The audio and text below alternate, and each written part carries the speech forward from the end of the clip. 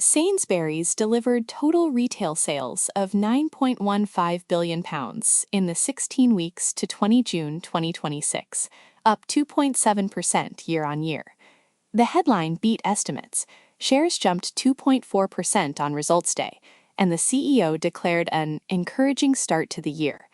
The paradox is that the same report contained a warning that the strategy powering those gains carries a price.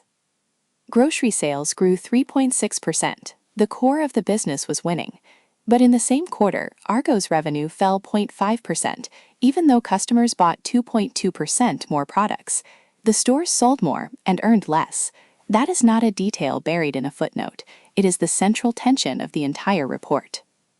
The bottleneck is not market share. Sainsbury's is gaining that. The bottleneck is whether volume-based growth at deflating prices can sustain the £1 billion underlying operating profit target that management has set for the full year. CEO Simon Roberts said customers are looking for value now more than ever. That is the read from the grocery aisle. But from the Argos aisle, customers are looking for value and finding it by buying the same volume of goods at lower prices. That distinction is where the investment question actually lives. The World Cup and the heat wave in May delivered Sainsbury's its biggest ever week on ice cream, pizza, and salads. Sales via rapid delivery surged as households ordered in to watch football. Those are real volume gains.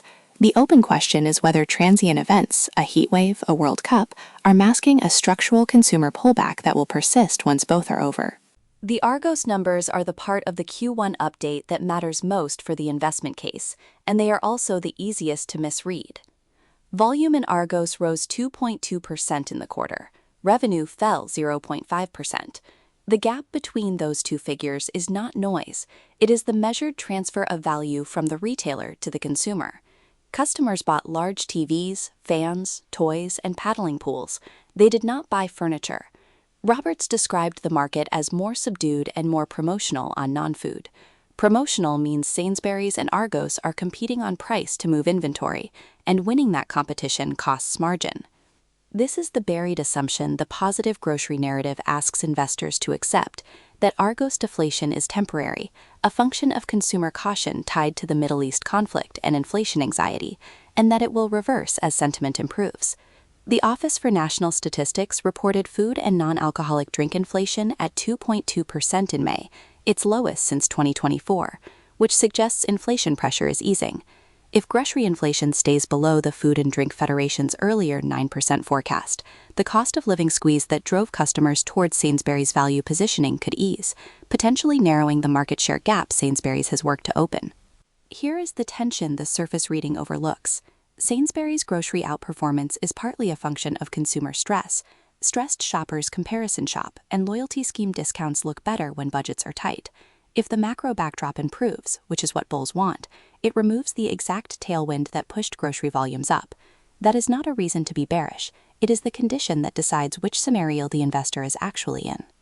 Dan Cotsworth at ITV.L put it plainly, Sainsbury's is finding life a little harder as first quarter sales growth slows. The year-ago grocery comparison was plus 4.4%. This quarter's 3.6% is a deceleration, even if the absolute figure still beats the market. The grocery outperformance rests on two pillars that both cost money: the Aldi Price Match program and Nectar Prices loyalty discounts. Sainsbury's has invested in matching Aldi on hundreds of products. That is not free. Every price reduction taken at the shelf reduces the average basket margin, and Sainsbury's has to find the saving elsewhere. Management guided for retail underlying operating profit of approximately £1 billion for the full year. Revenue at £33.73 billion is expected to be 1.8% above last year, but pre-tax profit is expected to fall 7.5% to around £704 million.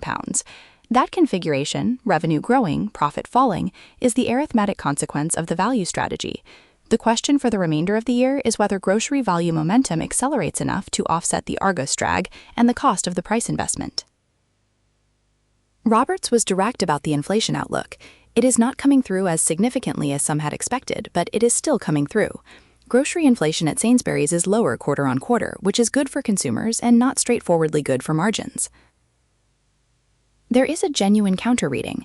Analysts rate Sainsbury's a buy with a mean target of 354 pence, roughly 2% above levels prevailing around the results, a modest margin that implies the market has largely priced the value strategy already.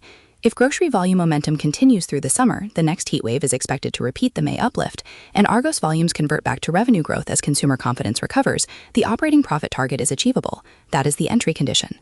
The trap condition is simpler.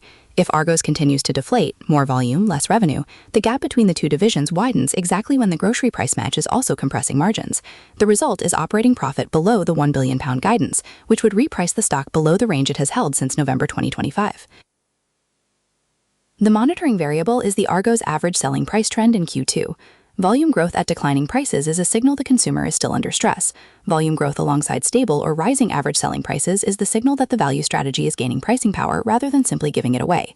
That print, expected with the Q2 trading update, is what the holder and the watchlist candidate both need before acting. Every day after the close, we publish a market wrap and key issue analysis. Subscribe to the channel.